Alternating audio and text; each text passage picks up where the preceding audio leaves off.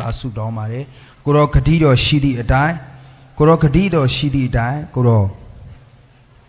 နှုတ်ကပတ်တော်လာသည့်အတိုင်းကိုရောဝိညာဉ်မျက်စိကိုဖွင့်ပေးမယ်လို့ဂတိရှိသည့်အတိုင်းဝိညာဉ်မျက်စိကိုဖွင့်ပေးပါမိကြောင်းသားဆုတောင်းပါတယ်ကိုရောလက်တော်ထဲမှာဆက်ကပ်တဲ့အသက်ရှင်သောသခင်ယေရှုဖခင်နာမအမိပြုလျက်ဆုတောင်းဆက်ကပ်အနံပါ၏အာမင်ဆိုတော့ဒီနေ့နှုတ်ကပတ်တော်အတွက်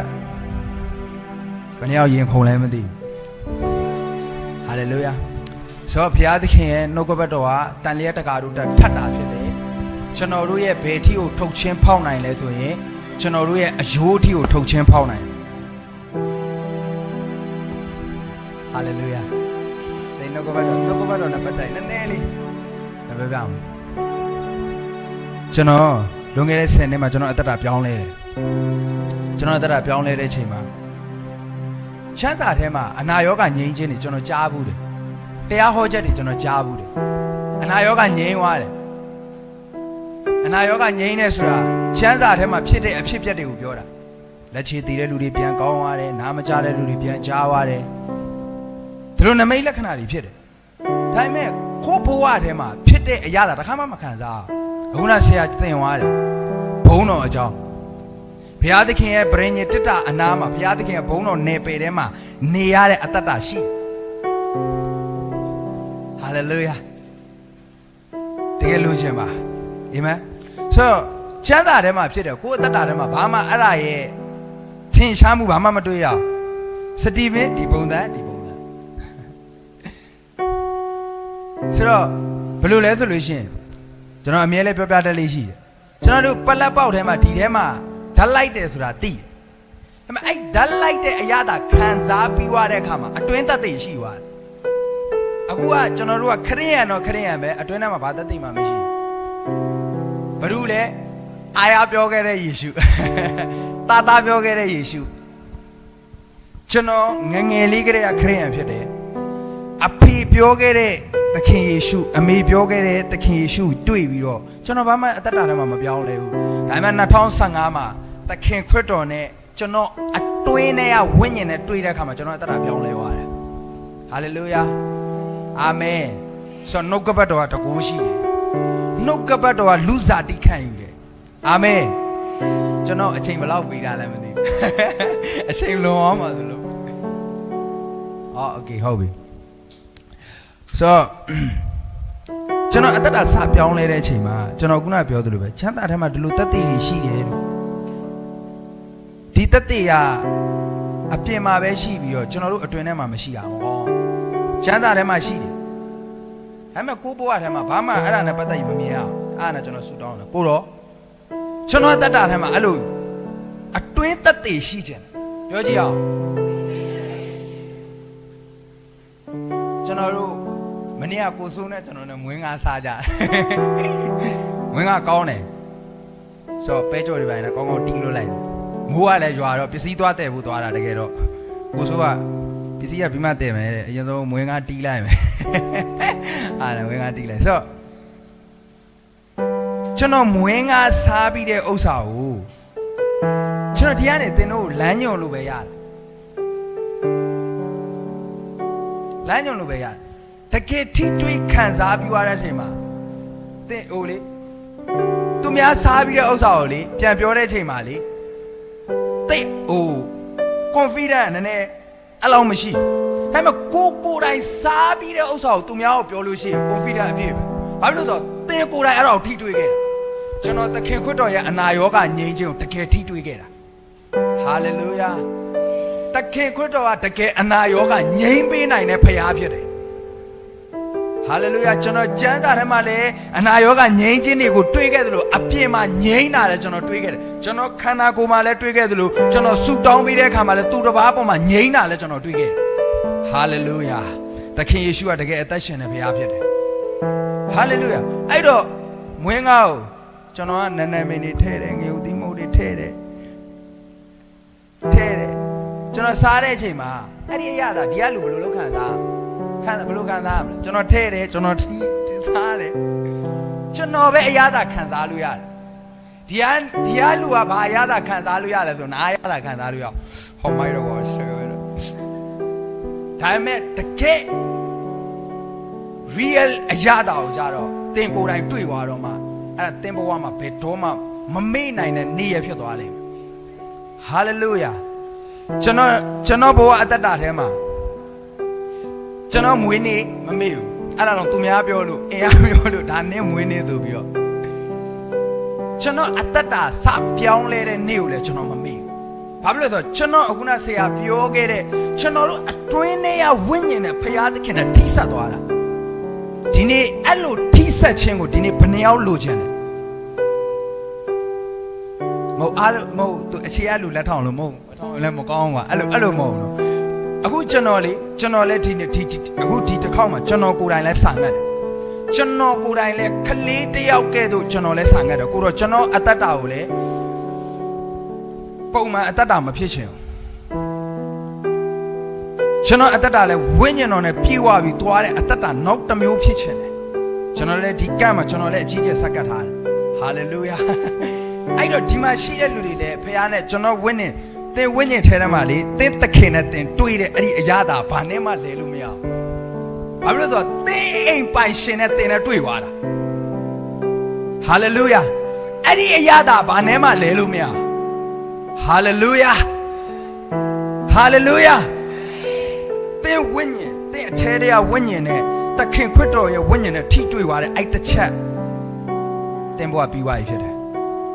ဟာလေလုယာကျွန်တော်ဘဝမှာအဲ့အတွင်းတက်တည်တောင်းတဲ့အချိန်မှာကျွန်တော်ခန္ဓာကိုယ်မှာကျွန်တော်တို့အမတွေကျွန်တော်နဲ့လွန်ခဲ့တဲ့10နှစ်လောက်ကတကယ်ချင်းဖြစ်ခဲ့တဲ့လူတွေသိလိမ့်မယ်ကျွန်တော်ခန္ဓာကိုယ်မှာကျွန်တော်မောင်နှမကြီးလည်းသိလိမ့်မယ်ကျွန်တော်ခန္ဓာကိုယ်မှာကျွဲနို့အလုံး38လုံးရှိ38လုံးကျွန်တော်ရည်ထားတာအဲ့ဒီအချိန်ကျွန်တော်စပြီးအတ္တမပြောင်းလဲသေးတဲ့အချိန်မှာကျွန်တော်ဘာလို့လဲဆိုတော့ဆက်လိတ်တောက်တော့ဆက်လိတ်နဲ့ကျွန်တော်ဆက်လိတ်တောက်နေခြင်းအဲ့ဒီဆက်လိတ်နဲ့ကျွဲနို့အမကိုထိုးချလိုက်တာအဲ့ဒီပူတဲ့ဥစ္စာနဲ့တခါတည်းအကွင်းလိုက်ပြတ်ထွက်သွားတယ်ကျွန်တော်တငယ်ချင်းတယောက်ကပြောပြတယ်ကျွဲနို့ကတဲ့အမတင်အားလုံးသိသွားကြီးတဲ့ဟာလားလို့အေးပြီးတော့လို့အမဆိုတာဘာလဲဆိုတော့အရင်ဆုံးထွက်တဲ့ဥစ္စာတဲ့အော်ဟုတ်ပြီအားနဲ့ရှာလိုက်တယ်ဟောအရင်ဆုံးထွက်တာဒါပဲဆိုပြီးတော့ထိုးချလိုက်ဘယ်ပို့ဆိုးသွားတယ်အဲ့အလုံးထိုးချလိုက်တဲ့နေရာကနေပြီးတော့ तू ကအကွင်းလိုက်အကြီးတစ်ခုထွက်လာပြီးဘေးနားမှာပါခလေးမွေးထားသလိုတေးလေးတွေပါထွက်လာအဲ့တော့ကျွန်တော်တရက်မှာကျန်တဲ့မှာအနာရောဂါငြင်းကြီးရောကျွန်တော်အလုတ်ကပြန်လာရင်လည်းဆုတောင်းတယ်ကိုတော့ဒီနေ့မှာကိုတော့တောက်စကားပြောပါကိုဒီနေ့မှာကိုတောက်စကားပြောပါအနာရောဂါငြင်းနဲ့ပတ်သက်ပြီးတားထဲထဲမှာတခုခုသိချင်အားနဲ့ကျွန်တော်ပြန်လာတာပြန်လဲလာအောင်အဲ့ဒီနေ့မှာနှုတ်ကပတ်တော်တခုဒီနေ့ထိမမေ့ဘူးနော်လွန်ခဲ့တဲ့10နှစ်ကနှုတ်ကပတ်တော်ရှင်လူကအခန်းကြီး18ဖြစ်တယ်မဖတ်နဲ့မဟုတ်မှတ်နေကြပြီလား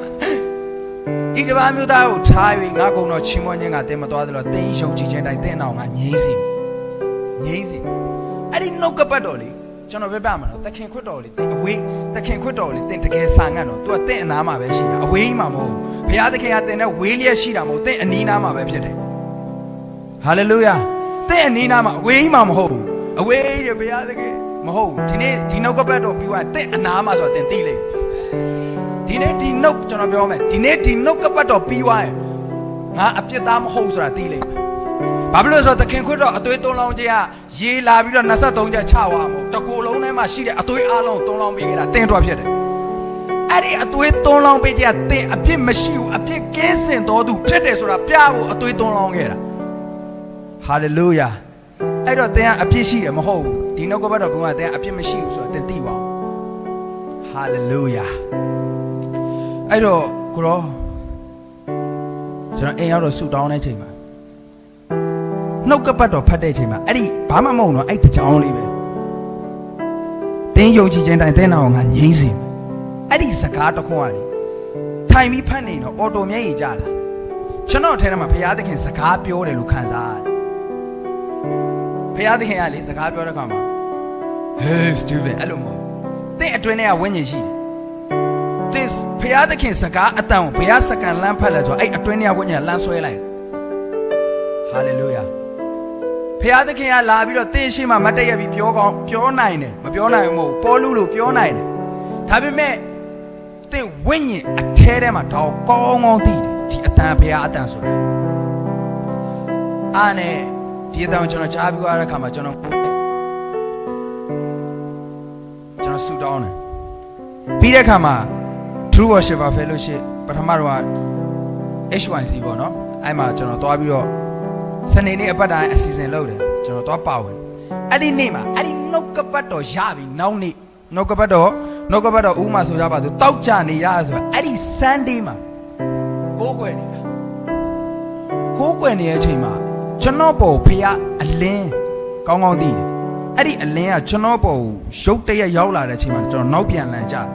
ခုံလေးပါတွေကျိုးထွက်သွားတယ်ကျွန်တော်အထဲထဲမှာဘာစိတ်ချမှုရဆိုငါအနာရောဂါငြိမ်းသွားပြီဆိုတဲ့စိတ်ချမှုရတယ်ဘာဖြစ်လို့နောက်ပြန်လန်ကြတာလဲလို့မေးလို့ရှိရင်ကျမ်းစာထဲမှာသခင်ခရစ်တော်ကိုလာဖမ်းတဲ့အချိန်မှာသခင်ခရစ်တော်ကဒီထဲမှာနာဇရက်မြို့သားယေရှုကဘာတူလဲလို့ပြောတာငါပင်ဖြစ်သည်လို့ပြောတယ်ဗျအားလုံးနောက်ပြန်လန်ကြဘာဖြစ်လို့လဲဆိုတော့သခင်ခရစ်တော်ရဲ့နာမမှာတကူပါတယ်အဲ့ဒီတကူကဘာဖြစ်စေလဲဆိုကျွန်တော်တို့ရဲ့ခန္ဓာကိုရက်လို့မရအောင်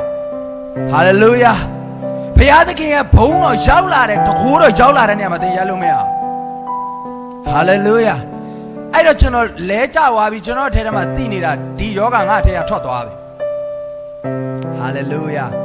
အဲ့ဒီကျွဲနှုံးကဘာလဲဆိုတော့ဒီနေ့ကျွန်တော်ဒီနှုတ်ကပတ်တော်ပြောနေတဲ့အချိန်မှာနော်သင်ရဲ့မိသားစုထဲမှာချိန်ချင်းအမင်္ဂလာတွေရှိရင်တခါလဲကြည်တာအဲ့ဒီချိန်ချင်းတွေတဲ့အသက်တာထီလို့မရကျွန်တော်မှာအိမ်မှာမိသားစု9ယောက်ရှိတယ်9ယောက်အမေလွတ်ကျန်တဲ့4ယောက်ကျွန်တော်ပါဦးမှာကျွဲလို့ရှိမျိုးရိုးကျင်ချင်းအမင်္ဂလာလာတာဒါမဲ့သင်ကသခင်ခရစ်တော်ကိုယုံကြည်လက်ခံရင်သင်အပေါ်မှာအသွေးတော်ရဲ့တကိုးတော်တက်ရောက်ရင်နှုတ်ကပတ်တော်ကအပေါ်မဟုတ်နော်ဒီတိုင်းကြားရုံပဲမဟုတ်သင်အင်နာမှာရှိတဲ့ဝိညာဉ်ကိုထိန်းလိုက်ပြီဆိုရင်သင်အတွင်းကချိန်ချင်းအမင်္ဂလာအားလုံးကထွက်သွားရအောင်ဟာလေလုယာသခင်ခရစ်တော်သင်ချိန်ချင်းအမင်္ဂလာတွေဖြတ်တောက်ဖို့လာတဲ့ဘုရားကျွန်တော်ဒီတိုင်းသူများတရားဟောတော့ကြားပြီးပြောတာမဟုတ်ကျွန်တော်မှာအတွင်းသက်သေရှိတယ်ဟာလေလုယာအဲ့ဒီကဖြစ်ပြီးတဲ့နောက်ပိုင်းမှာကျွန်တော်ငိုပြီးတော့ဘာညာထားလာခုံတလုံးတော့ကြိုးဝိုက်အယောတောင်းမှလည်းကြောက်သေးတယ်ထားလာတော့ကျွန်တော်ထဲမှာလीလုံးဝပျောက်သွားပြီဆိုရယ်စိတ်ချမှုအဲ့ confidence ရဘာနဲ့မှလဲလို့မရကြည့်တော့ခန္ဓာကိုယ်မှာရှိနေမြင်နေရတယ်ကျွန်တော်မှလည်းမြင်နေရတယ်လက်မှလည်းအပူပူတွေအကုန်မြင်နေရတယ်အဲ့ဒါကိုငါပျောက်သွားပြီဆိုတော့စိတ်ချမှုဘယ်ကနေရမှန်းမသိဘွဲရတဲ့ certificate ကလက်ထဲမှာမရှိဒါပေမဲ့ဘွဲရတော့ confidence နဲ့သွားသလိုဒါပေမဲ့လုံးဝသိနေတာနှစ်ပတ်ပဲကြာဘယ်ရောက်သွားမှန်းမသိလက်ကုပ်တီးပြီးဖះကိုချီးမွမ်းရအောင်သေယောဂကျွန်တော်ပြောမယ်သေအတဲထဲမှာရှိတဲ့ယောဂကျွန်တော်စိတ်ခေါ်ရဲတယ်ယေရှုနာမတော်မကြီးမြတ်ဘူးအဲ့ဒါကိုသင်မယုံနိုင်သေးလို့ယောဂအထဲထဲမှာအေးစိထိုင်နေတာကျွန်တော်ပြောကြပါရတဲ့နာလားအဲ့ဒီနာမကသင်ယောဂတဲ့ကြီးမြတ်တယ်ဆိုတာသင်မသိလို့သင်ယောဂအတင်းထဲမှာအေးစိခြေထောက်တင်ပြီးဘာညာ coffee right get hallelujah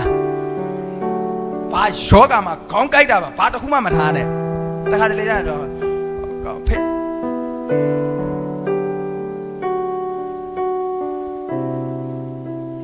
ကျွန်တော်ယောဂနဲ့ပတ်သက်ပြီးတော့အဲ့ဒါလေဒီနေ့ဝင်ကားမနှုတ်ကပတ်တော်သွားပြမှာမဟုတ်နဲ့ကိုတို့ရေဆက်ကျွန်တော် break အုပ်လိုက်မနည်းနည်းသခင်ခရစ်တော်အနာယောဂငြိမ်းမိနိုင်တဲ့ဘုရားသခင်ဖြစ်တယ် hallelujah ဆိုတော့ကျွန်တော်ဒီနေ့နှုတ်ကပတ်တော်တစ်ခုဖတ်ပြခြင်းတယ်ကျွန်တော်ပထမ2023မှာတော့ဒီမှာကျွန်တော်နှုတ်ကပတ်တော်ဝင်ကားတဲ့အချိန်ကျွန်တော်ဖတ်ပြပြီးဆိုခဲ့တဲ့သချင်းလေးဖြစ်တယ်ကျွန်တော်ပြန်ပြီးတော့တီးဆိုခြင်းတယ်တီးဆိုကိုးကွယ်ခြင်းတယ်အာမင်ဘယ်နှယောက်ကိုးကွယ်ဖို့အစဉ်သေးရှိတယ်ဟာလေလုယာဒီနေ့သင်ဘုရားမျက်မှောက်တော်ဆောင်ငတ်ပါဒီလာတာဘုရားနဲ့ထိတွေ့ဖို့ဘုရားမျက်မှောက်တော်အထဲထဲမှာပျော်မွေ့ဖို့ရအတွက်ဖြစ်တယ်ပြီးရင်တခါတည်းဆူတောင်းကိုတော့ဒီကနေထွက်သွားတဲ့အချိန်နောက်တစ်ယောက်ပုံစံမျိုးနဲ့ကျွန်တော်ထွက်သွားခြင်းဘုရားလုပ်ပေးနိုင်တယ် ပေါလုကိုလှုပ်တဲ့ဖခင်ဒီကာလမှာမလှုပ်ဘူးလို့သင်မယုံနာနဲ့အခုအဓိကပြဿနာပါလေသလား။အော်ပေါလုကိုလှုပ်တာငါတို့ဘယ်လိုလှုပ်မလဲ။အဲ့ဒီယုံကြည်ခြင်းကဖခင်သခင်လာလို့မရ။ဘာယုံကြည်ခြင်းမာယွင်းနဲ့ယုံကြည်ခြင်းဟိုပေါလုကိုပဲလှုပ်တာငါတို့မလှုပ်ဟိုစာလိတ်စားတယ်ဆိုတာအဲ့ဒါဟိုဟာရေစကြည်လာပဲစားတာငါတို့စားလို့မရအဲ့လိုယုံနာတာအဲ့ဒီယုံကြည်ခြင်းကဘာဖြစ်တယ်လဲဆိုတော့ကျွန်တော်ဖခင်သခင်လာလို့မရဒီသင်ယုံကြည်ခြင်းပြောသူတို့ကိုလုံးမယ်ဆိုငါတို့ကိုလည်းလုံးလိမ့်မယ်သူ့အနာယောဂငြိမ့်နေဆိုငါလည်းငြိမ့်လိမ့်မယ်အဲ့ဒီယုံကြည်ခြင်းဟာသခင်ခွတ်တော်ပလင်ပေါ်မှာထိုင်လို့မရတော့ငါလာတော့မှခဏနေသခင်ခွတ်တော်လာတဲ့ချိန်မှာယုံကြည်ခြင်းပဲတောင်းတာဟာလေလုယာသင်ထဲမှာဘုရားသခင်ကိုစံငတ်တဲ့ယုံကြည်ခြင်းရှိပါစေဟာလေလုယာဟာလေလုယာโอเคဆိုဟုတ်ပြီကျွန်တော်နောက်ကဘက်တော့တစ်ခုဖတ်ပြမှာ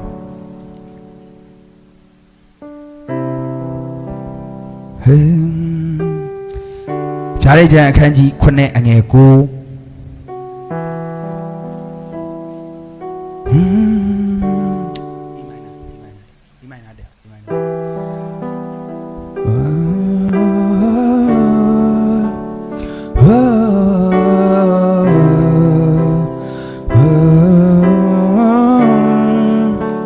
အခန်းကြီး9အငယ်9 10ကျွန်တော်ဖတ်ပြအောင်ဖုံးတော်မှငါကြည့်တယ်အသီးသီးဘာသာစကားကိုပြောသောလူအမျိုးအနွယ်ခတ်သိမ်းတို့အထင်းမှထွက်၍အဘယ်သူများမရေတွက်နိုင်အောင်များလူအများအပေါင်းတို့သည်ဖြူသောဝတ်လုံကိုဝတ်ဆင်လျက်ဇွန်ပလွန်ခတ်ကိုကိုင်လျက်ပလင်တော်ရှေ့တိုးတငယ်ရှေ့မှရပ်နေကြ၏သူတို့ကလည်းပလင်ပေါ်မှာထိုင်တော်သူသည်ငါတို့၏ဘုရားသခင်ဖြစ်သည်ဟုတိုးတငယ်သည်ကဲတင်တော်မူသောတဲတင်တော်မူခြင်းချမ်းသာရှိတော်မူစေတည်းဟုကြီးသောတန်နှင့်ကြွေးကြော်ကြ၏ဟာလေလုယာပလင်တော်မှစသောအသက်ကြီးသူနှင့်သရဝါ၄ပါးတို့၏ပတ်ဝန်းကျင်၌ရပ်နေသောကောင်းကင်တမန်အပေါင်းတို့သည်ပလင်တော်ရှေ့မှပြိုင်ဝဲ၍ဘုရားသခင်ကိုကိုးကွယ်လျက်အာမင်ဟာလေလုယာ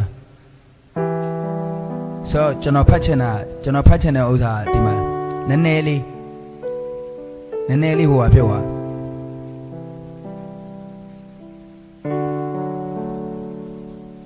ခဏလေးနော်ခဏလေး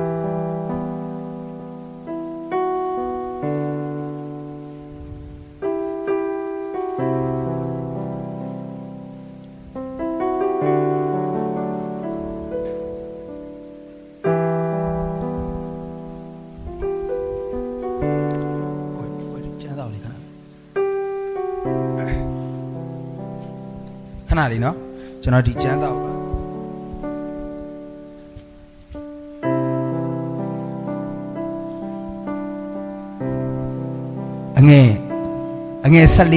အငယ်14လောက်ငါကလည်းသခင်ကိုတော်တိဆို73ကနေစပတ်လိုက်မယ်အသက်ကြီးသူတစ်ပါးကလည်းဖြူသောဝတ်လုံကိုဝတ်ဆင်သောဤသူတို့သည်အဘယ်သူဖြစ်သနည်းအဘယ်ရက်ကလာကြသနည်းဟုငါအားမေးမြန်းလျင်ငါကသခင်ကိုတော်သိပါ၏ဟုလျှောက်၏သူကလည်းဤသူတို့ကြီးသွားသောဆင်းရဲဒုက္ခတွေကထွက်မြောက်မိမိတို့ဝတ်လုံကိုတိုးတငယ်လျှော်၍ဖြူစေသောသူဖြစ်ကြထို့ကြောင့်ဘုရားသခင်၏ပလင်ရှေ့မှနေရ၏โอเคရလောက်ပဲဒီမှာဘာပြောလဲဆိုရင်ဘုရားသခင်ရဲ့ပလင်ရှေ့မှနေရတာဘာမှနေရတာဘုရားသခင်ရဲ့ပလင်အရှေ့မှနေရတာဘာကြောင့်လို့ဒီမှာကျမ်းစာကပြောလဲဆိုတော့မိမိတို့ဝတ်လုံကိုတိုးတငယ်၏အသွေး၌လျှော်၍ဖြူစေတော်သူဖြစ်ကြ၏ဟာလေလုယာဒီနေ့သင်သခင်ခွတ်တော်ကိုယုံကြည်ပြီးတော့သူ့အသွေးတော်ကငါအပြစ်တွေအားလုံးကိုဆေးကြောပေးတယ်လို့သင်ယုံရင်သင်ကအော်တိုမက်တစ်အဲ့ဒီယုံကြည်ခြင်းကြောင့်ပလင်အရှိမသင်ကိုးကွယ်လို့ရပဲဟာလေလုယာဟုတ်ငါအပြစ်များတယ်နေပါတီးလို့လည်းစတီးငါဟိုလူမခွင်းလို့နိုင်အဲ့လူကြီးတာနဲ့ငါဒေါသထွက်တယ်ဒီနေ့အသွေးတော်ကတင့်ကိုပလင်တော်အရှိကိုပို့ပေးတာဖြစ်တယ်အဲ့တော့တင်ယုံပါဟာလေလုယာယုံကြည်ခြင်းနဲ့ကျွန်တော်တို့အတူတူကကိုးကွယ်ရအောင်အာမင်အခုကိုးကွယ်တဲ့အချိန်မှာတင့်ကိုဘုရားသခင်ချစ်တယ်ကျမ်းစာထဲမှာဒီလိုပြောဘုရားသခင်အပြစ်တင်ဘယ်သူခံနိုင်မှာလဲတဲ့ဘ ဘသူခံနိုင်မှာလဲဘသူမှမခံနိုင်ဘူးဆိုဘုရားသခင်ကကျွန်တော်တို့ကိုအယမ်းချစ်တာဖြစ်တာအဲ့ဒါကြောင့်မို့ဘုရားသခင်ကကျွန်တော်တို့ကိုနီးလန်းပေးတယ်ငါပလင်အရှိမနေရာရဖို့ကသခင်ခရစ်တော်ရဲ့အသွေးနဲ့လျှော်၍ဖြူစေတဲ့ဝတ်လုံဟာလေလုယာသင်အသွေးတော်ကိုသင်ဝန်ခံတဲ့အခါမှာသင်ပလင်အရှိမနေရာရပြီဖြစ်တယ်အဲ့တော့ကျွန်တော်တို့ဝန်ခံရအောင်အခု၃ခေါက်ဝန်ခံမယ်ယေရှုခရစ်တော်ရဲ့အသွေးတော်သည်ငါရဲ့အပြစ်ရှိသမျှကိုဆေးကြောပေးပြီလို့၃ခေါက်ဝန်ခံရအောင်အဲ့ဒီဝန်ခံခြင်းကဘာဖြစ်မလဲဆိုရင်ပလင်တော်အရှိမကိုကျွန်တော်ကိုယ်ွယ်လို့ရပြီဖြစ်တယ်1 2 3ယေရှုခရစ်တော်ရဲ့အသွေးတော်ကငါအပြစ်ရှိသမျှကိုဆေးကြောပေးပြီယေရှုခရစ်တော်ရဲ့အသွေးတော်ရှိသမျှငါအပြစ်ရှိသမျှကိုဆေးကြောပေးပြီယေရှုခရစ်တော်ငါအပြစ်ရှိသမျှကိုဆေးကြောပေးပြီအာမင်အတူတကွဘုရားကိုကိုးကွယ်ရအောင်ထိုင်လျက်ပဲဘုရားအတူတကွကိုးကွယ်ရအောင်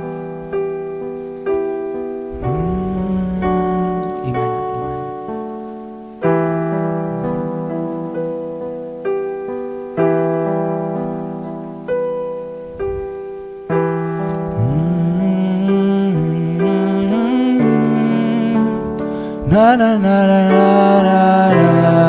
na na na na na na oh na na na na na na na na na na na na na na na na na na na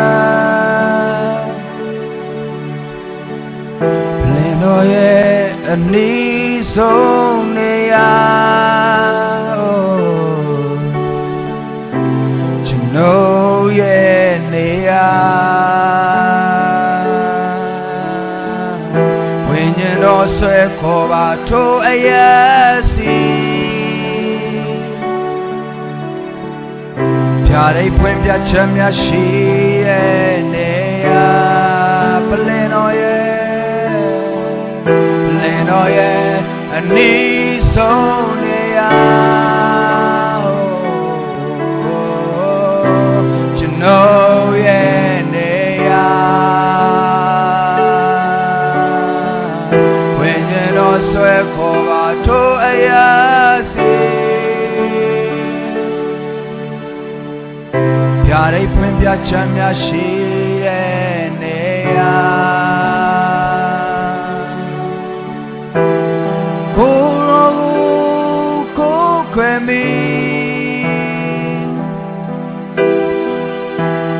When you know don't love me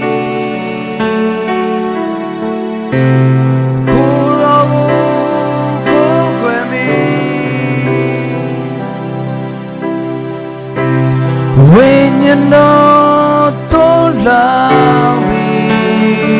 Kurabu kukweme Kurabu kukweme When you know don't love me Alom yalom mele bia bukwe La parama shataba Kurabu kukweme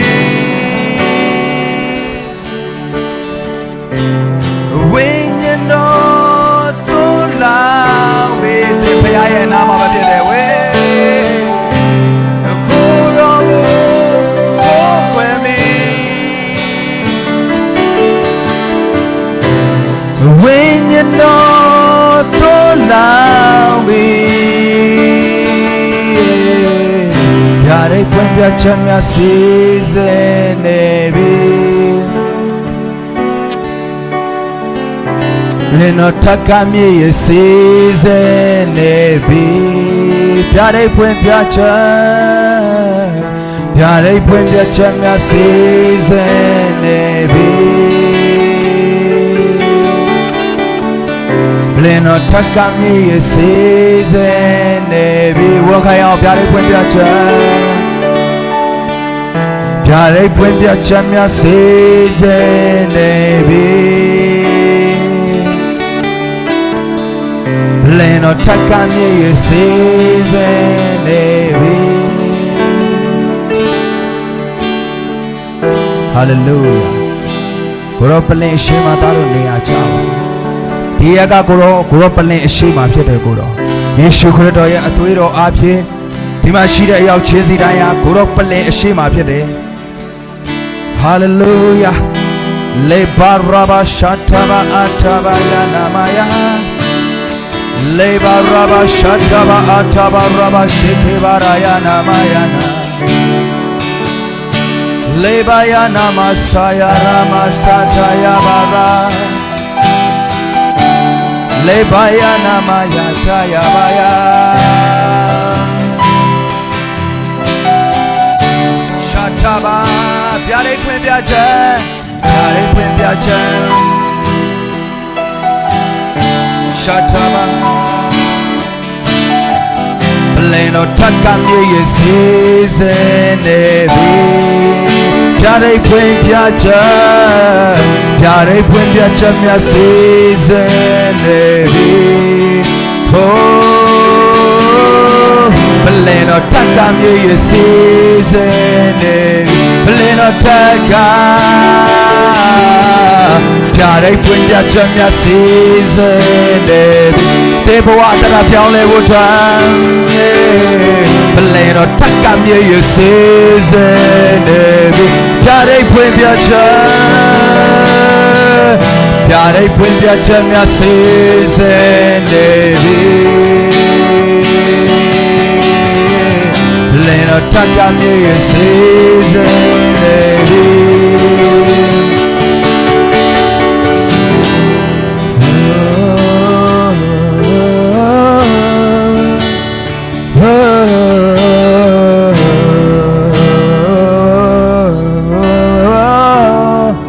ဘာယာထဘာယာ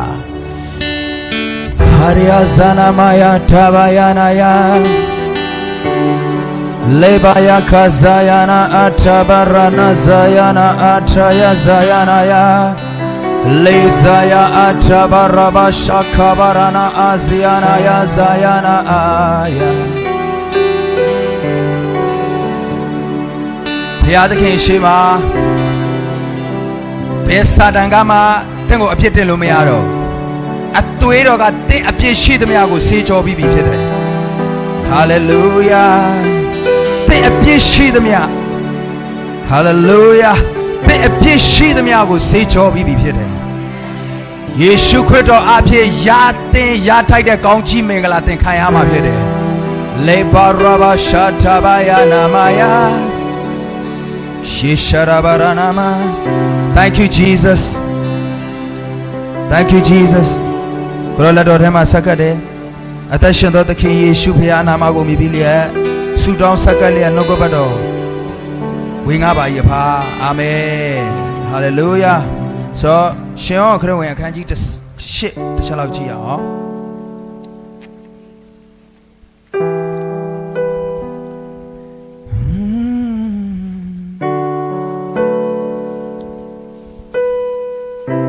ရှင်ယောခရစ်ဝင်အခန်းကြီး8ဖြစ်တယ်ရှင်ယောခရစ်ဝင်အခန်းကြီး8အငယ်1လိပ်ပါ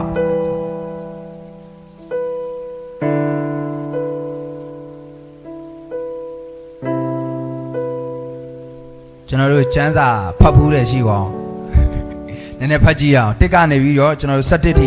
အားလုံးအတူတကွဒီမှာထိုးပေးမယ်နော်ထိုးပေးမယ်โอเคဒီမှာကြည့်ပြီးကျွန်တော်တို့ဖတ်ရအောင်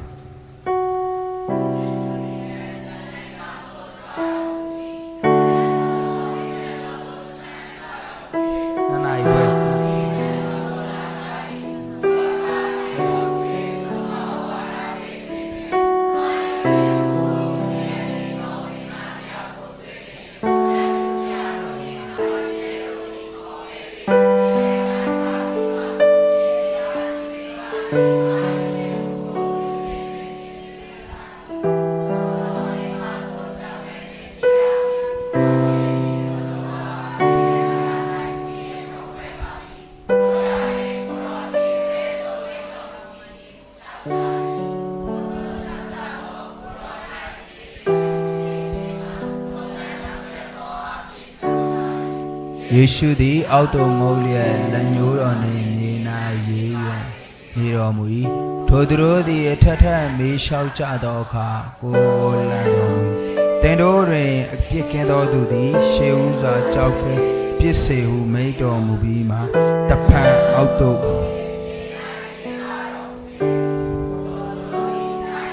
မိမိတို့စိတ်နှလုံးသည်မိမိတို့အပြစ်ကိုဖော်ပြသည်ဖြင့်အသက်ကြီးသောသူမှာအငယ်ဆုံးသောသူတိုင်အောင်တယောက်နောက်တယောက်ထွက်သွားကြ၏ယေရှုသည်တယောက်တည်းကြံရစ်တော်မူ၍မိန်းမသည်အလယ်၌ရပ်နေထိုအခါယေရှုသည်ကိုယ်လန်တော်အချင်းမိန်းမအသင်ကိုအပြစ်တင်သောသူတို့သည်အလွန်မှရှိကြသည်တင်၏အမှုကိုအဘယ်သူများမစီလို့မေးတော်မူ၏ထိုမိန်းမကလည်းအဘယ်သူများမစီရမသခင်ကိုရှောင်ငါသည်လည်းတင်ကိုသွားလာနောက်တစ်ပတ်အာမင်ဒီမှာပြည့်တစားအမျိုးသမီးဖြစ်တယ်ကျွန်တော်ဒီကဇလန်အကြောင်းလေးကိုနည်းနည်းပြောပြဆက်ပြည့်တစားအမျိုးသမီးဖြစ်တယ်သူကဒီမှာကျမ်းစာထဲမှာဘယ်လောက်တောင်လဲဆိုရင်မှားယွင်းခြင်းအမှုကိုပြုလျက်နေသောမိန်းမတစ်ယောက်ကိုတွေ့လျင်ကျမ်းပြုဆရာတို့နှင့်ဖာရိရှဲတို့သည်ခေါ်ခဲ့၍အလယ်၌ထားပြီးမှ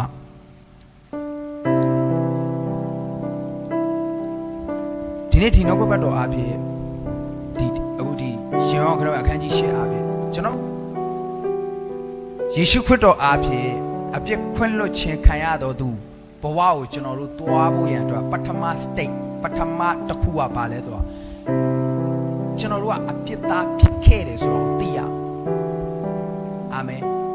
ကျွန်တော်ပြမယ်ကျွန်တော်ကနုံထဲမှာရှိနေတယ်ဆိုတော့ကျွန်တော်မသိရင်ကျွန်တော်နုံထဲမှာပျော်နေမှာကျွန်တော်နုံထဲရောက်နေတယ်ဆိုတော့သိမှကယ်တဲ့လူကကွက်တိအင်းတဲ့ကွက်တိဆိုတာအဲ့ဒါပဲဆိုအခုကကိုကရောက်နေတဲ့နေရာကိုပျော်နေတော့ဩငါနွန်ထဲမရောက်ဘူးပဲထင်နေတာတကယ်တော့ကိုရောက်နေတဲ့နေရာကနွန်ထဲဖြစ်တယ်အာမင်အရင်ဆုံးကျွန်တော်ကဘယ်နေရာရောက်နေလဲဆိုတော့ကျွန်တော်နှုတ်ကပတ်တော်နဲ့အညီကြည့်ရအောင်အာမင်ဆိုတော့ဒီမှာဘာဖြစ်လဲဆိုတော့ဒီအမျိုးသမီးကဘာဖြစ်လဲဆိုတော့သူကပြစ်ဒဏ်စာလုပ်တယ်အဲ့ဒါကိုဖာရိရှဲတွေအားလုံးကိုခေါ်လာပြီးသခင်ခရစ်တော်အရှိမချလိုက်ချပြီးတော့မောရှေရဲ့ပြညတ်ချက်ရဒီမျိုးသမီးကိုခဲနဲ့ထုပြီးစီရင်ရမယ်သခင်ဘလို့စီရင်မှာလဲသခင်ဘလို့စီရင်မှာလဲဒီနေ့ကျွန်တော်တို့သိနေတဲ့ပြညတ်တော်ဒီအမျိုးသမီးကလေဒီအမျိုးသမီးကပါရီရှဲတွေနဲ့ဒီမှာကြီးကျမ်းစာထဲမှာဒီမှာကြီးဟာလေလုယာဟာလေလုယာကျမ်းပြုဆရာပါရီရှဲပြောကြည့်မယ်ဗာလဲကျမ်းပြုဆရာပါရီရှဲဆိုတာပြညတ်တိ9ကြောင်ကျွန်တော်အာဘုံဆောင်လာတဲ့အဖွဲ့ကျွန်တော်တို့ကျမ်းပိုက်2ပိုက်လောက်ဆိုခေါင်းမူးနေကျွန်တော်ငါကျမ်းကိုအာကုံဆောင်လာတဲ့လူအဲ့ဒီလူတွေရှိတဲ့အတိုင်းဝိုင်းထဲမှာဒီအမျိုးသမီးကအပြစ်လုပ်ရဲတယ်ကြီးအဲ့တော့သူတို့ကပြညတ်တိကျမ်းကဘာပြောလဲဆိုလို့ရှိရင်ဒီဟာမကောင်းဘူးဒီဟာအပြစ်ဖြစ်တယ်အဲ့ဒါကိုချေညာတာပြညတ်တိကျမ်းဖြစ်တယ်မတရားသောမိထုံမလို့သူများသားများမပြစ်မှားရဒါပြညတ်တော်ဖြစ်တယ်ဒါပေမဲ့အဲ့ဒီပြညတ်တော်တွေကိုဖာရိရှဲတွေကျမ်းပြုဆရာတွေကပြောနေတော့ညာလေအဲ့ဒီပြညတ်တော်ကဒီမျိုးသမီးကိုပြောင်းလဲအောင်မလုပ်ပေးဘူးအခုတော်တော်များများကျွန်တော်တို့ကဘာဖြစ်လဲဆိုလို့ရှိရင်ပြညတ်တော်ကိုလိုက်ကျင့်ငါတို့အတ္တပြောင်းလဲသွားမှတင်တာမားတယ်ဟာစတီဗင်နင်းနေငါကျွန်တော်ကျမ်းစာနဲ့ပြောပြပြညတ်တော်ကိုကျွန်တော်တို့ကကျင့်လို့မရဘူးဗျမရလို့သခင်ခရစ်တော်လာတာအဲ့ဒါကြောင့်မို့ရှင်ဟောခရစ်ဝင်အခန်းကြီး1မှာဒီလိုပြောတယ်မိုးစဲလက်ထဲမှာပြညတ်တော်ကိုပေးတယ်ယေရှုခရစ်တော်လက်ထဲမှာကြောင့်ယေရှုတရားနဲ့သစ္စာတရားကိုပေးတယ်လို့ပြောတာပြညတ်တော်ကိုကျင့်လို့မရဘူးမကြီးဒါပေမဲ့ကျင့်လို့ရတယ်လို့ပြောတော်ညာလေအဲ့ကျင့်ပြီးတော့ပေါက်ဖျားပေးတဲ့အတိုင်းဘယ်သူခံနိုင်ပါလဲ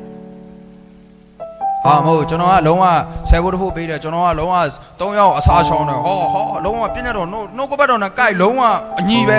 ဘုရားသခင်တခုပြောအေးစင်းရဲသားတွေပေးပြီးွားပြီလားတဲ့ခေါင်းမုတ်ပြီးပြန်သွားကြည့်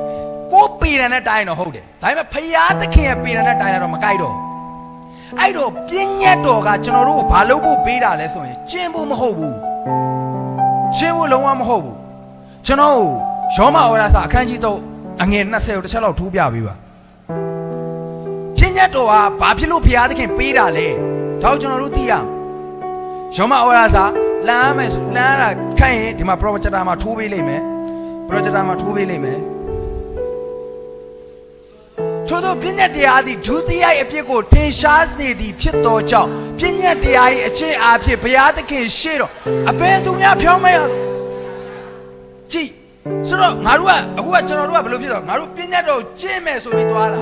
ဒါပေမဲ့ပညာတရား၏အချင်းအားဖြင့်ဘုရားသခင်ရှေ့တော်မှာအခုအပေါ်မှာကြည့်အဲ့ဒါအပေါ်ကအဖြစ်ထို့သောပညာတရားသည်ဒုစရိုက်အပြစ်ကိုထင်ရှားသည်ဖြစ်သောကြောင့်အဲ့တော့ဘာလဲတော့ပညာတရားငါတို့အပြစ်ရှိတယ်မရှိဘူးဆိုတာပြတော့တရားအပြစ်ကိုကယ်တဲ့တရားမဟုတ်အဲ့ဒါကိုကျွန်တော်တို့သဘောမပေါက်လိုက်ဟာလေလုယာပညာတရားဘာတရားအပြစ်ကိုဖော်ပြတော့တရားကယ်တဲ့တရားမဟုတ်ကျွန်တော်ပြပြမယ်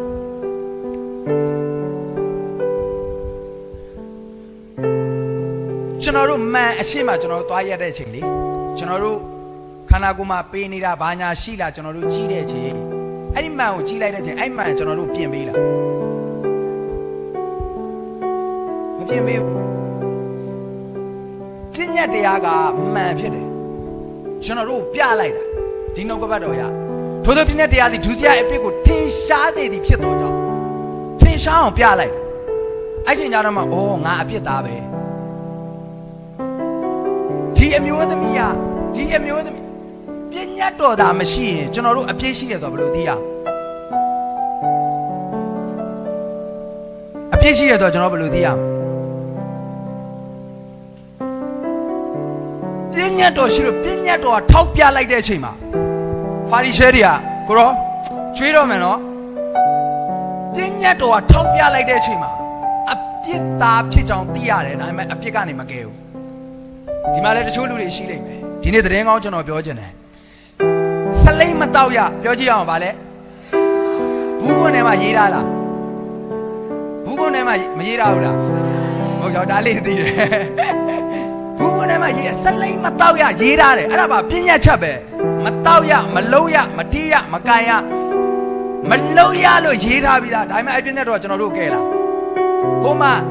မလုံးရပြောပြီးတဲ့ပြင်ကင်ဆာဖြစ်တဲ့ပုံမှာလုံးဝအကြီးလောက်ပြီးတော့ထားတယ်သူ့ရဲ့ဟိုမာဗီယက်ဆိုကျွန်တော်ရူဗီတို့ပါဆိုတော့သူ့ရဲ့တစိမ့်ကတော့မကြည့်ဘူးအဲ့ဒီကင်ဆာဖြစ်တဲ့လူပုံရအကြီးပဲပြီးရင်ဘေးမှာဆလိမ့်မတော့ရကျမ်းမာရေးကိုဆိုးဝါးတာထိခိုက်စေနိုင်ရေးထားတယ်ကဲလားအခုဒီအမျိုးသမီးဖြစ်တာအဲ့ဒါဖြစ်တယ်ဒီနေ့အဲ့လိုလူတွေဒီမှာရှိဘုရားသခင်လွတ်မြောက်ဖို့ဒီနေ့အသင်ကိုဒီကန့်ကိုခေါ်လာခဲ့တာဖြစ်တယ်ယေရှုနာမ၌ချေညာတယ်ဟာလေလုယာပညာတရားကသင်ကိုမကယ်နိုင်တဲ့ဥစ္စာတွေအားလုံးသခင်ယေရှုကယ်ပေးဖို့ရန်အတွက်ဖြစ်တယ်ဒါပေမဲ့နံပါတ်1သင်သိရမှာပါလဲဆိုငါအပြစ်သားဖြစ်တယ်ပညာတရားပြလိုက်တဲ့အချိန်မှာဒီအမျိုးသမီးကမချောင်ပြေးနိုင်တော့ဒီနေ့ဒီမှာရှိတဲ့လူတွေဝန်ခံပါဒီမှာဒီမျိုးသမီးပြောတဲ့ဥစ္စာကျွန်တော်ဖတ်ပြမယ်ဒီမျိုးသမီးကိုသခင်ခွတ်တော်ပြောတဲ့ဥစ္စာ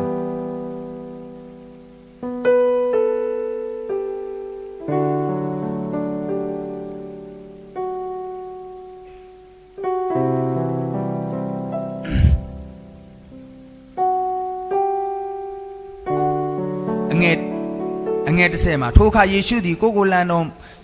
တော်မူပြန်၍ထိုမိန်းမမှတပါအဘယ်သူကိုများမမြင်လျင်အချင်းမိန်းမသင်ကိုအပြစ်တင်တော်သူ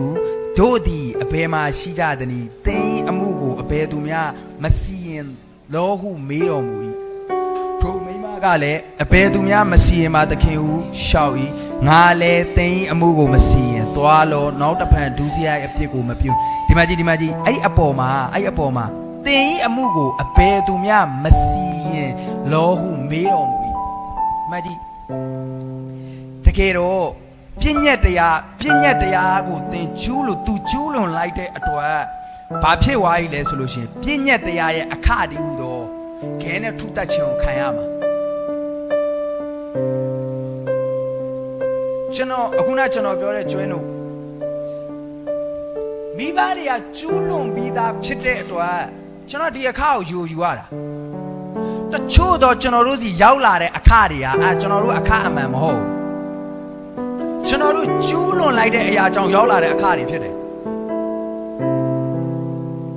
တခင်ခွတ်တော်က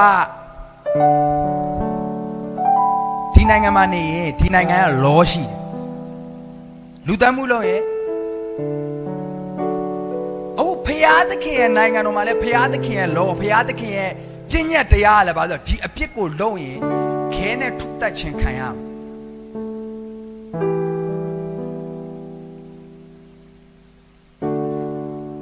ဒီနေ့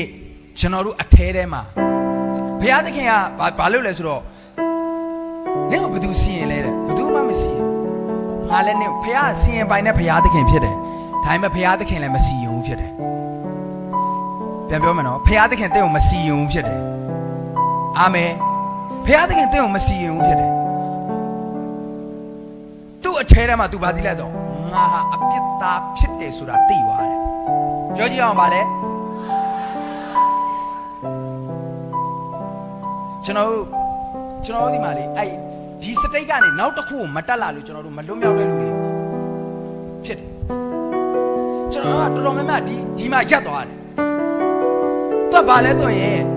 ဒီမှာဖယားဒီမျက်မှောက်တော်ကဘယ်လိုမျက်မှောက်တော်မျိုးလဲဆိုလို့ရှိရင်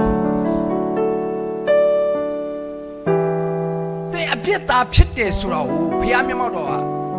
စီရင်ဖို့မဟုတ်ဘူးနော်မင်းဒီလောက်တော့လုံးဝလာတော့ကျွေးတာအဲ့ဒါတခုဒါပေမဲ့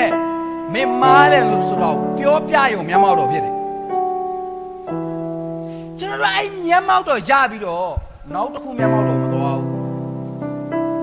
အဲ့အတွက်ကျွန်တော်တို့မလွတ်မြောက်ဖြစ်တယ်ဒီနေ့နောက်တစ်ခုမျက်မှောက်တော်ကျွန်တော်တို့သွားမှာအဲ့ဒါဘာလဲကျွန်တော်တို့ဆက်နေလာမှာဖြစ်တယ်ဟာလေလုယာ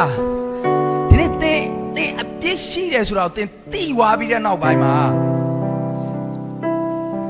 သိသွားတယ်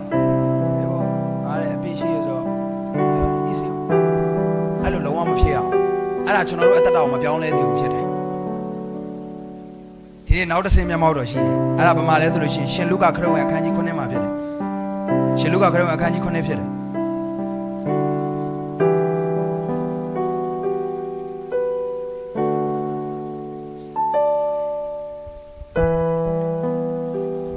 အငယ်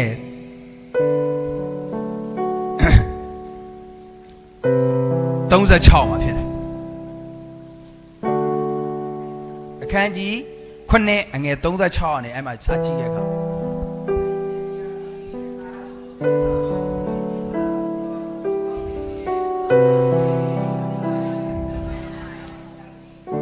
ထို့သောစပွဲ၌ရှောင်းတော်မူသည်ကိုထိုမျိုး၌စိုးသောမိန်းမတစ်ယောက်သည်စီမွေးကြောက်ဖြူတစ်ခွက်လုံးကိုယူခဲ့၍နောက်တော်၌ခြေတော်အနီးမှရက်လျက်ငိုကြွေးခြေတော်ပေါ်သို့မျက်ရည်ကျမိမိစပင်နှင့်တုပ်လေ၏ခြေတော်ကိုလည်းနမ်း၍စီမွေးနှင့်လိမ့်လျက်နေသည်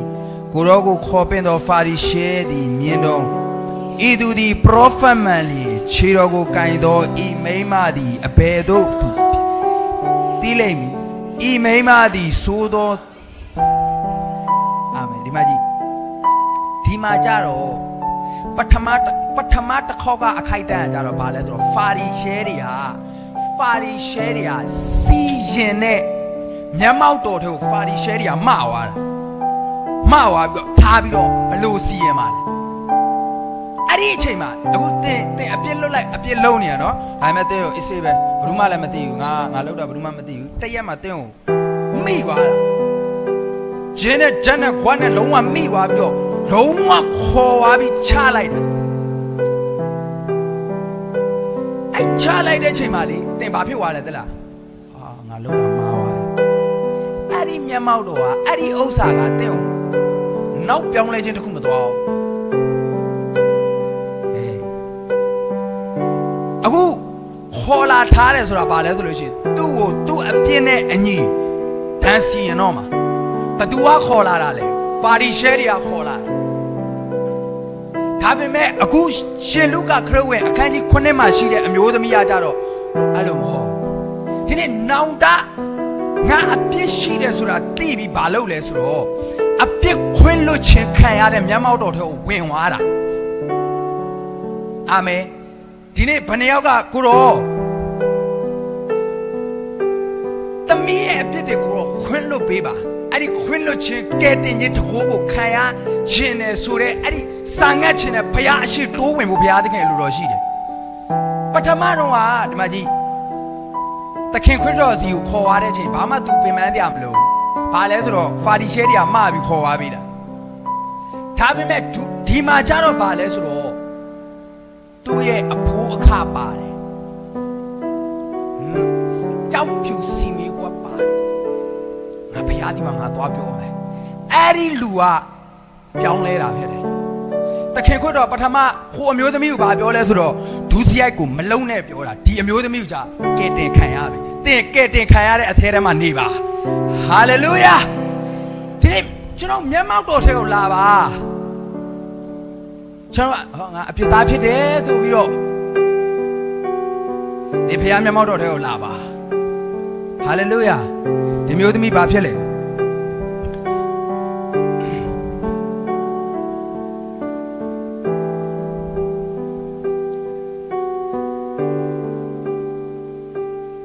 အပြစ်လွတ်တဲ့အကြောင်းမှာတခါတည်းပြောတာဟာလေလုယာပထမအမျိုးသမီးမှာအပြစ်လွတ်ခြင်းအကြောင်းမပြောဘူးဒုစရိုက်တော့မလုံးနဲ့တော့ဘာပြောနေလုံးရင်နောက်တစ်ခေါက်လာလိမ့်မယ်ဒါပေမဲ့ဒီမှာကျတော့အဲ့လိုမဟုတ်တော့လွတ်သွားပြီလွတ်တဲ့အထဲမှာသင်နေရလိမ့်မယ်ဟာလေလုယာအဲ့ဒီလွတ်တဲ့အထဲတော့သင်လာဖို့ကြတော့ဘုရားသခင်ကသင်တရားဘာတောင်းဆိုသင်ရဲ့ဆာငတ်ခြင်းကိုတောင်းတယ်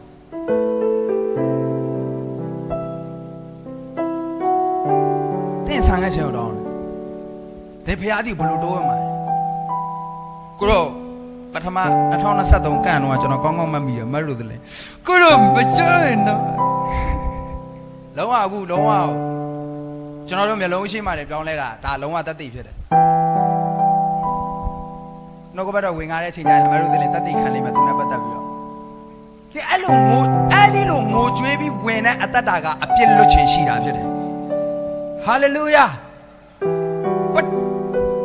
ကျမ်းသာဖတ်လိုက်မယ်ကျွန်တော်အချိန်မရမှာဆိုလို့ကျမ်းသာမဖတ်တာဟုတ်ပြီကျမ်းသာဖတ်မယ်မကြီးအငယ်40မှာယေရှုကအရှင်းရှိမောသင်အားငါပြောစရာတခုရှိသည်ဟုမိန့်တော်မူလေအရှင်ဖေဟာမိန့်တော်ရှောက်ယေရှုကဥစ္စာရှင်တဦး၌ကျွေးစား2ဦးရှိတယောက်၌ကဒင်နာရီအပြား9တယောက်၌ကသူတို့သည်အကျွေးဆက်ရန်မရှိသောကြောင့်ကျွေးရှင်သည်ထိုသူ2ယောက်တို့ကိုအချင်းနှိလွတ်တို့ဖြစ်လျင်ထိုသူ2ယောက်အဘဲသူသည်ကျွေးရှင်ကိုတာ၍ချစ်လိမ့်မည်ဟုမေးတော်ရှိမုန်ကလည်းဒါ၍ယေရှုကိုခံရဒါ၍ချစ်လိမ့်ကျွန်ုပ်ထင်ပါသည်ဟုရှောက်ယေရှုကသင်ထင်သည့်အတိုင်းမှန်ပေ၏ဟုမိန့်တော်မူပြီးမှထိုမိန်းမကိုလဲ၍ရှိမုန်အားလည်းသင်သည်ဤမိန်းမကိုမြင်သလောသင်ဤအိမ်သို့ငါဝင်တော်သင်သည်ခြေဆေးရည်ကိုမပေးဤမိန်းမမူကငါခြေပေါ်သို့မျက်ရည်ကျ၍မိမိစပင်နဲ့တုပ်လေပြီဒီနေ့ဖယားမျက်မှောက်တော်ထဲသင်ဘလို့ဝင်ပါလဲအေးသေးပဲရတယ်သူတို့လက်မြောက်ပါသင်ကတော့အေးသေးဒီတိုင်းပဲမဟုတ်ဝင်ရအခုကျွန်တော်ဒီတော့ဖယားသခင်နားလဲစီတာရှိရသလားအခြားသောဘာသာစကားပြောလဲကျွန်တော်ရှိအဲ့ဒါဘယ်မှမရဘူးတဲ့ဘုရားသခင်ကတိုးဝင်ခိုင်းတာဒီမှာတိုးဝင်လာတာဟာလေလုယာဟာလေလုယာဒီနေ့တိုးဝင်လာမှသင်အပြစ်လွတ်ခြင်းခံစားရမှာဒီထဲတော့ဒီအခန်းထဲတော့သင်ရောက်လာတယ်ဒါပေမဲ့နောက်တစ်ဆင့်ကိုနေတိုးရင်နေအပြစ်လွတ်ခြင်းခံရပြီးထွက်သွားရမှာသင်ကအသင်းတော်သမိုင်းမှာမာရိယာမဒလေနာဆိုတဲ့တိုက်တယ်ကြီးနဲ့နေရမှာအဲ့ဒီအမျိုးသမီးတခင်ခွတ်တော်ရှင်မြန်ထမ်းမြောက်ခြင်းပထမအဦးဆုံးမြင်ရတဲ့အမျိုးသမီးအဖြစ် record ယူထားပြီးပါပြီဘယ်လိုလဲတိုးဝင်လိုက်တဲ့တစ်ချက်ဖြစ်တယ်ဒီနေ့ဘယ်သူကတိုးဝင်မှာလဲမဟုတ်ရတယ်ဒီနေ့ကတော့ငါတို့ဒီလောက်ပဲပုံမှန်လေးပဲ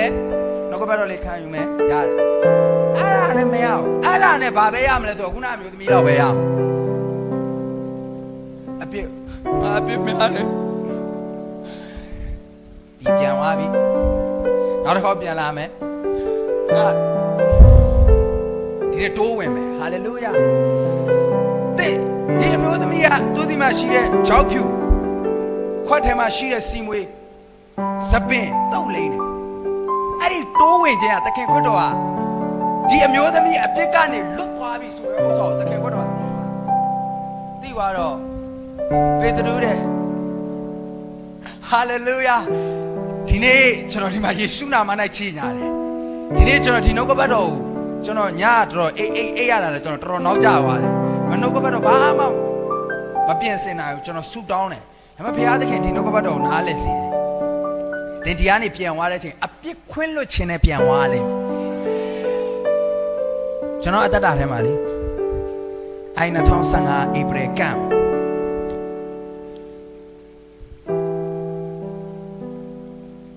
ကျွန်တော်အပြစ်များတယ်ဆိုတော့ကျွန်တော်သိလိုက်တယ်2ရက်လောက်မှကျွန်တော်သိလိုက်အဲ့တော့ငါတို့ go to the hell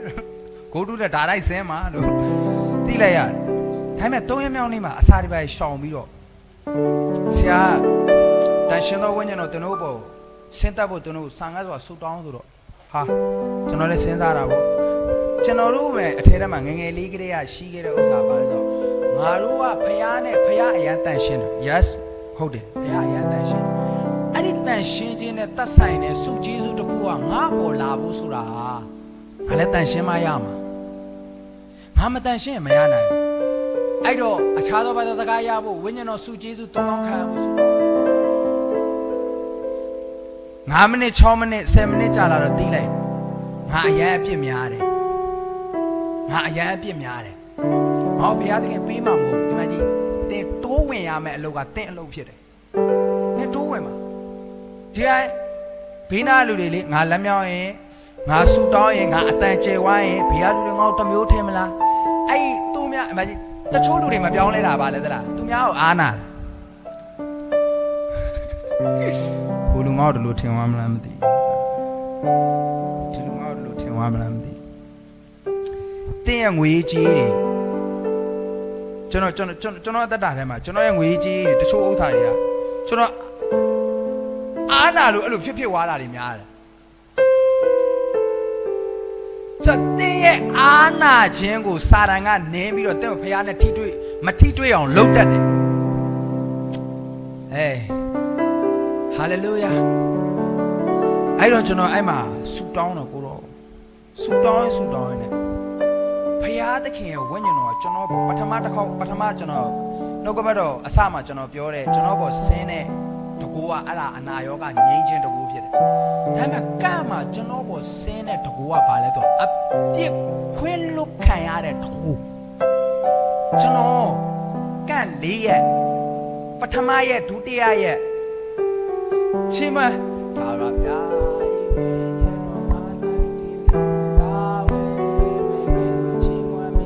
ဘေးနာလူတွေကခေါ်သူတို့ကလည်းဟာဖြည်းဖြည်းမခုံဒါတော့ဟိုမှာအန်တီဒီတာကင်မရာနဲ့ရိုက်နေတာဆိုပြီးဒါတော့ဗျာအသေးခုံကြတာတချို့လူတွေကိုမှမခုံနိုင်ဘူးဘယ်ခုံလို့ချင်းကိုအပြစ်တွေကတန်းစီပြီးမြင်လာတာယိုဒီပြဿနာတွေအဲ့ဒီနေ့မှာကျွန်တော်ဆူတောင်းနေတဲ့အဲ့ဝိညာဉ်တော်ကျွန်တော်ပေါ်တက်ရောက်ဖို့ကျွန်တော်ဆူတောင်းနေတဲ့အချိန်မှာတန်ရှင်းသောဝိညာဉ်တော်ကဖယားတကယ်ကားတိုင်းပေါ်မှာလှုပ်ပေးခဲ့တဲ့အပြစ်ခွင့်လွတ်ခြင်းယူလာပြီးကျွန်တော်ထည့်လိုက်အဲ့ဒီမှာကျွန်တော်လေငူတာ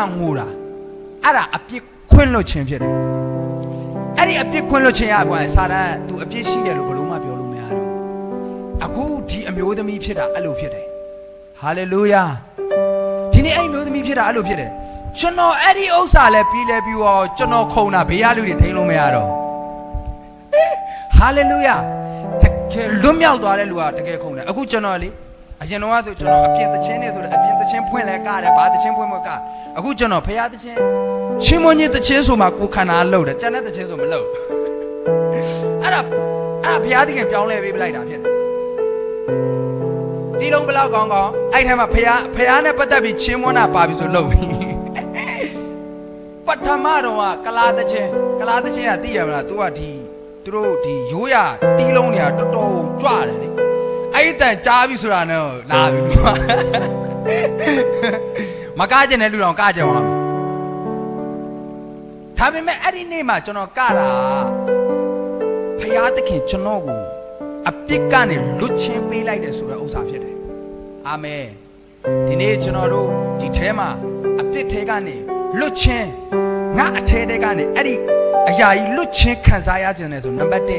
သင်အပြစ်သားဆိုတာနံပါတ်1သင်သိရနံပါတ်2သင်တိုးဝင်ရ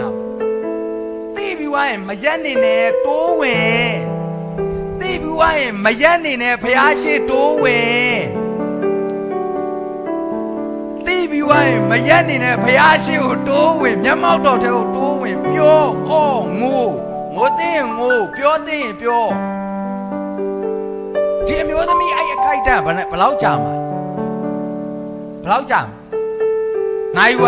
အဲ့ဒီနိုင်ဝကသူ့ဘဝတစ်ခုလုံးပြီးသွားအဲ့ဒီနိုင်ဝကိုကျွန်တော်တို့မဝင်နိုင်ဘူးဘေးရရှိတယ်ညာဘက်ကရှိတယ်အနောက်ကရှိတယ်အရှေ့ရရှိတယ်ငါတို့အမျိုးတွေရှိတယ်အဲ့ဒါနဲ့ကျွန်တော်တို့မဝင်လိုက်ဒီနေ့အဲ့မျက်မှောက်တော်ထဲတိုးဝင်အောင်ဟာလေလုယာဒီကျွန်တော်စိတ်နှလုံးထဲမှာမရဘူးဒီအမျိုးသမီးကဲတော့ငါတိုးဝင်မယ်အဲ့တော့တခင်ခွတ်တော်ပြောတဲ့အခါမှာတော့သူဥပမာနဲ့တေချာပြောပြတယ်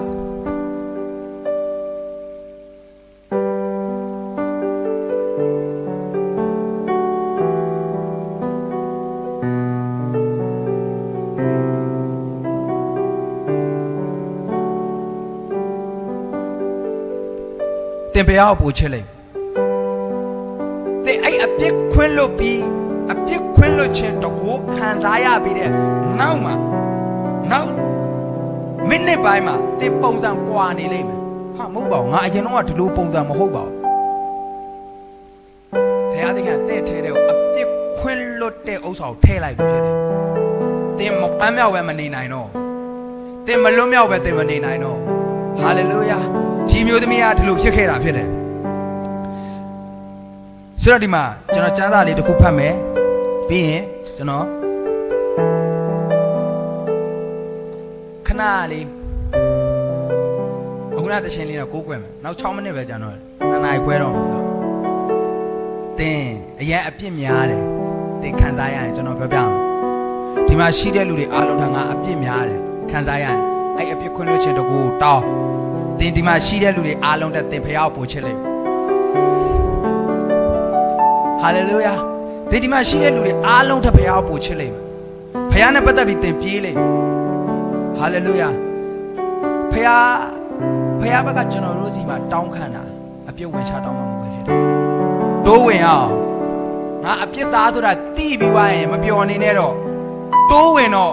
ပြောပါဘိန်းနာရှိတဲ့လူပြောငါအပြစ်သားဆိုတာတီးပြီးွားရင်လို့မငြိမ်နေနဲ့တိုးဝင်ရအောင်လို့ဟာလေလုယာအာမင်အားလုံးတို့ကမတည့်ရပြီခဏတော့ဖခင်ကိုကိုးကွယ်ရအောင်